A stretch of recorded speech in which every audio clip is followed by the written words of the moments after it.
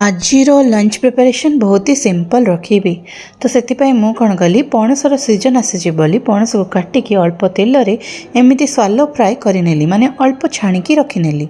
आउे गोटे आमर pressure cooker नेली से क्विक रेसिपीज गुड़ाक ऐड कली से सोरिष तेल नेली सोरिष फुटेली से बेरीजाई फुटेली जीरा फुटेली अल्प टिके फुटिकी रोस्ट है टाइम रे मु कौन कली आमर पियाज लंका आउ जो टमाटो अच्छी काटिकी रखी साइज पकई नेली सब जाक गोटे टाइम तापरे आमर सोरिषर टिके बटा देली आउ जी भी जाबतीय जिनस जहाँ भी मसला पड़े ताको पकई नेली जमती कि हाफ टेबल स्पून हलदी हाफ टेबल स्पून लंका गुंड आउ हाफ टेबल स्पून आमर जो गरम मसला अच्छे तापर छाणी सलो फ्राए करके रखि पणसटा को नहीं गली।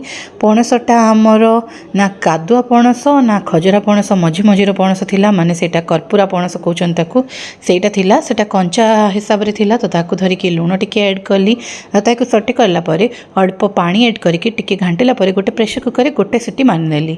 एटा थिला क्विक रेसिपी एटा करके केबे पणस खातु एमती रे भी पणसटा को न छाणिकी देले भी आउरे टेस्टी लागिवो। ता गोटे टिफिन रे पैक करि नेली आज पूरा टिफिन नहीं कि जीबी आमर घर को तो सेति पई एबे कोन करबा ना यही सबू जिनस भितर मुझे कहवाक भूली जाइली पणसटा थिला भेजिटेरियन भेजिटेरियन डिशेस भितर गोटे तो आर एबे नॉनभेज रो बार अच्छी से मुझे कौन कली कानगुर्दा माछ को एमती अदा रसुण पेस्ट टिके देवी किंतु ता पूर्व मु मैरिनेट करके रखी अल्प हलदी आ लंका गुंड सहित एमती टिके तेल पकईकी टिके एमती कोटिंग कर नौची अल्प अदा रसुण पेस्ट आउ जो चिप्स पाउडर अच्छी सेटा को डायरेक्ट पकईकी एटा को टिके छाणी नेबी किंतु स्वाद अनुसार लुण तो जब बेले जरूरी ही तो आपको छाणीबा परे कौन करेंगे आइटम कहले आज गोटे भल सकरा आइटम टी करवा माने आमर जो भोजी आंबिली कहते ताको सेटा करवा आउ एबे ना आज ना बहुत मन होता टिके खट्टा कौन खाइबापी तो घरे एटा नॉन वेजिटेरियन ऑप्शन रे एटा रहिला आ वेजिटेरियंस मानक पई तो ऑलरेडी सोरिष देकी बटाटा बनीची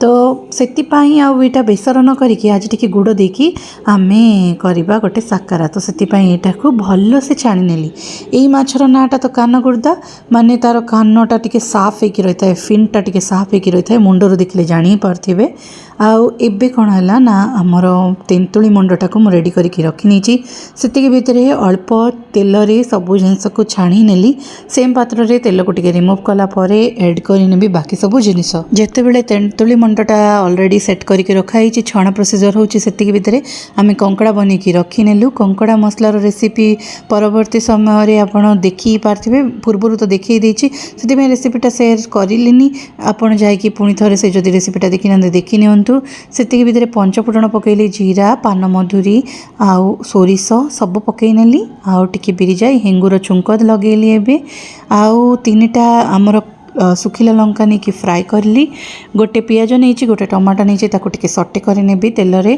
बहुत ही इजी रे हुए साकारा केबे घरे ट्राए करके देखंतु सेतिके भितर हलदी आ लंका गुंड देली आ ता सहित टिके सटे करबा पई देली आ सेतिके भितर अदा रसुण पेस्ट बनेकी रखिथिली सेटा को पूरा स्पून टे भर्ती करिकी आमे अदा रसुण पेस्टा एबे दे दबा सेटा देला परे आको पुणी थरे आमर सटे करबा सटे एमती करबा जेमती कि अदा रसुण रो तेल छाड़िबा स्टार्ट हबो जहाँद्वारा कि सेटा आउरी भी अधिक टेस्टी लागिबो। तो बहुत ही सिंपल रेसिपी रखिबा ना आलू ऐड करबा ना किछि ऐड करबा ओनली माछ जोटा कि छाणिकी कानगुर्दाटा रखिथिबा सेटा परवर्ती समय रे देबा किंतु प्रथम स्टेप रे एथिरे कोन हबो कहले एटा जत्ते एमती कलर आसीबा स्टार्ट हबो ना आपन को जानिबा स्टार्ट हेजबो तेल भी छाड़िबा स्टार्ट हबो से टाइम रे कोन हबो एथिरे ऐड करंतु हमर तेंतुली रो जो मंडटा आपण बनेकी रखिथिबे सेटा को एमती पानी टिके पकेकी एटा को फुटिबा को दियंतु एटा जत्ते फुटिबा आरंभ हो अल्प फुटिला टाइम रे एथिरे आपण स्वाद अनुसार आपण टेस्ट अनुसार गुड़ देबे मु कोन करिवे 2 चेका गुड़ नहीं जीबी जिपरि कि मेजर करिवे कहले सेटार क्वांटिटीटा 1 ग्लास पूरा स्पून माने 4 स्पून हिसाब रे 5 रु 6टा स्पून हबो पाउडर हिसाब रे नेले जागरी पाउडर आ जदी चीनी नेबे कहले पूरा गोटे ग्लास चीनी रहइबो आ गुड़ को टिके एमती स्लाइड रे पकई नेली देखंतु एबे चेका चेका गुड़ गुडा को मेल्ट हबा स्टार्ट हबो एमती करंतु या फिर क्रश करिकी एटा को पाउडर फॉर्मेट रे भी दे पारिबे।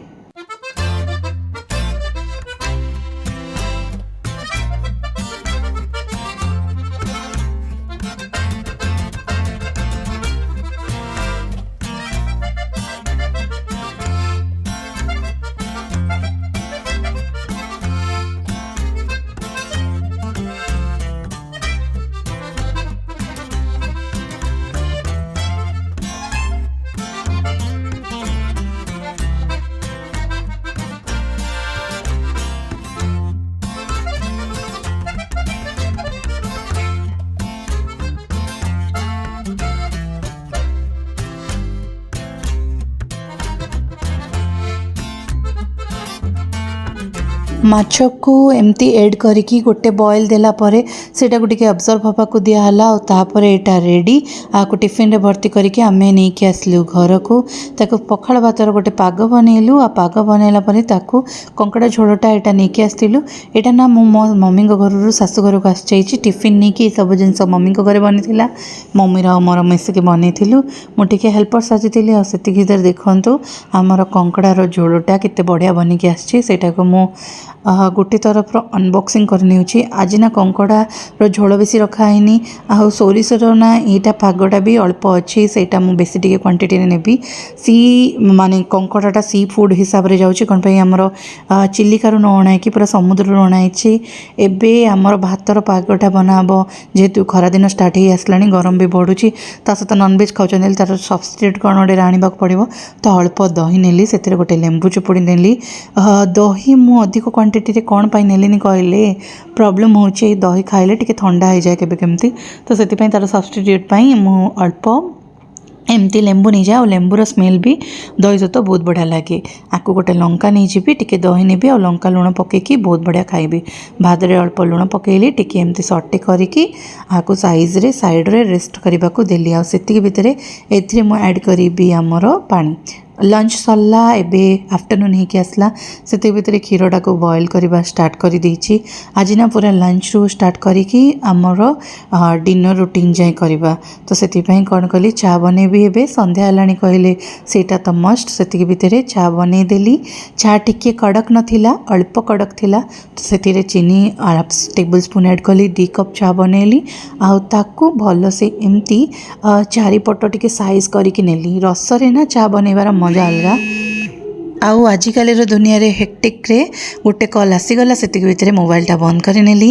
ଆଉ ସନ୍ଧ୍ୟା ଟାଇମ୍ରେ ସରିଲା ପରେ ରାତିରେ ଟିକେ ମୁଁ କ'ଣ କରିଥିଲି, ସ୍କ୍ୱେର୍ ଟାଇପ୍ର ପରଟା ବିନା ତେଲ ପକାଇକି ବନେଇ ନେଇଥିଲି। ଆଉ ତାପରେ ମୁଁ କ'ଣ କରିଥିଲି, ଲେମନ୍ ଚିକେନ୍ଟା ବନେଇଥିଲି। ଲେମନ୍ ଚିକେନ୍ର ଗ୍ରେଭିଟା ପୁରା କଡ଼ରେ ରଖିଥିଲି। ତ ସେଥିପାଇଁ ଲେମନ୍ ଚିକେନ୍ଟା ଆଜି ଡ୍ରାଏ ନ କରିକି ଟିକେ ଏମିତି ହାଲକା କରି ନେଇଥିଲି। ଆଉ ଲେମନ୍ର ହାଲକା ସ୍ପାଇସ୍ ସାଇନ୍ ଟିକେ ନେଇଥିଲି। ଆଉ ଅଳ୍ପ ଏମିତି ପିଆଜ ନେଇକି ଡିନର୍ଟା ମୋର ସମାପ୍ତ କଲି। ଆଉ ଲେମନ୍ ଚିକେନ୍ର ରେସିପି ନା ଆଉ ଥରେ କେବେ ସେୟାର କରିବି, କ'ଣ ପାଇଁ ଭିଡ଼ିଓ ବହୁତ ଲଙ୍ଗ୍ ହେଲାଣି। ବାଏ ବାଏ, ନେକ୍ସଟ ବ୍ଲଗ୍ରେ ମିଶିବା।